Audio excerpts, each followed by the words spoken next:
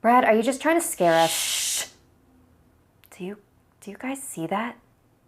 Hey, I'm Sapphire. Want to hear something scary?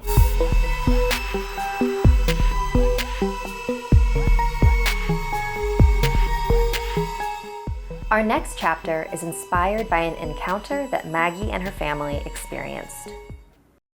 Maggie, her parents, her older cousin Brad, and two friends, Ethan and Angel, went camping at Henry W. Coe State Park in California. It was her first time camping, so she was incredibly excited, but also a little scared. The thought of being out in the open, protected only by a layer of nylon, that's kind of creepy. But her family assured her that she'd be safe, and they would have a lot of fun. People go camping all the time. What's the worst that could happen? They arrived at the park at night and set up their campsite. While her parents went to sleep, Maggie and her friends were still up, talking in their huge shared tent. At about 3 a.m., Brad decided he wanted a little adventure. Hey, have you heard of the legend of China Hole? Ew, that sounds gross, said Maggie. Don't be immature. China Hole is one of the more challenging hikes in the park. Along the trail is a creek. Legend has it, a married couple were walking the trail when all of a sudden, her husband threw her into the creek. He held her underwater until she stopped struggling. She had been cheating on him, and he wanted to end her life. And now her angry spirit still resides in that creek and pulls down any men who look directly into the water.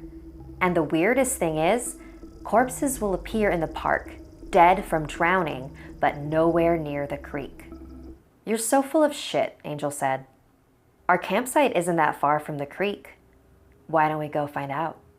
Ethan, being the only other boy in the group, was not too thrilled about the idea of visiting a man-hating ghost, but he didn't want to look like a scaredy cat in front of Brad. Let's do it, he said in his most convincing voice. I'm in, said Angel. All eyes were now on Maggie. Brad was always doing stuff like this. He loved messing with his younger cousin. And Maggie knew that if she said no, she would not hear the end of his teasing. Fine, let's go. Lit cell phones in hand, they quietly crept out of their tent and toward the hiking trail. The only sounds in the air were the light crunching of their sneakers on the dirt and a gentle wind blowing. So when a bush rustled, they all jumped and pointed their cell phones toward the sound. They stared in silence, waiting to see if it would move again.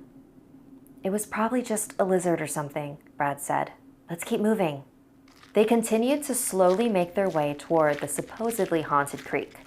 Brad suddenly stopped, causing Ethan, Angel, and Maggie to run into him. What are you doing? Shh. Brad was completely still. Brad, are you just trying to scare us? Shh.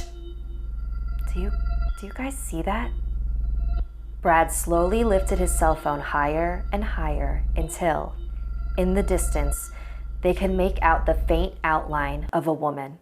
They all screamed and bolted back towards the campsite. They hastily zipped up the tent and hid in their sleeping bags.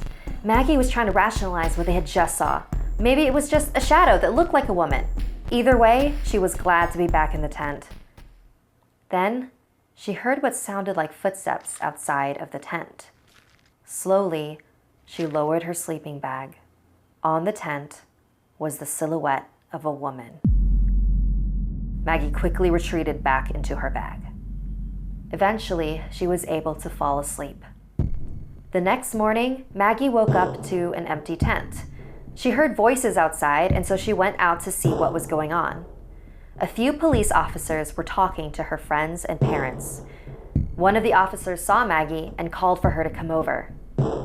Hi, miss. Can you recall anything strange happening last night? Maggie thought about the woman they saw on the trail and the silhouette outside their tent. No. What's going on? We need you to come down to the station. Maggie and her family were taken down to the police station where they all had to take polygraph tests about what happened the night before. After they all passed, the officer told them what was going on. The body of an elderly woman was found a few yards from their campsite. How did she die? Brad asked. All the kids were wondering the same thing. Multiple stab wounds, the officer said. They all let out a small sigh of relief. The legend of China Hole wasn't real. But then, who was that woman they saw in the darkness? Was it the woman who was murdered? Or her murderer? And whoever killed that woman, why did they spare Maggie and her family? Needless to say, Maggie hasn't been camping since. A special thank you to Maggie for providing the inspiration for this story. Like this video if it gave you the chills, and don't forget to subscribe to Snarled and our sister channels Hissy Fit and Slaytrix.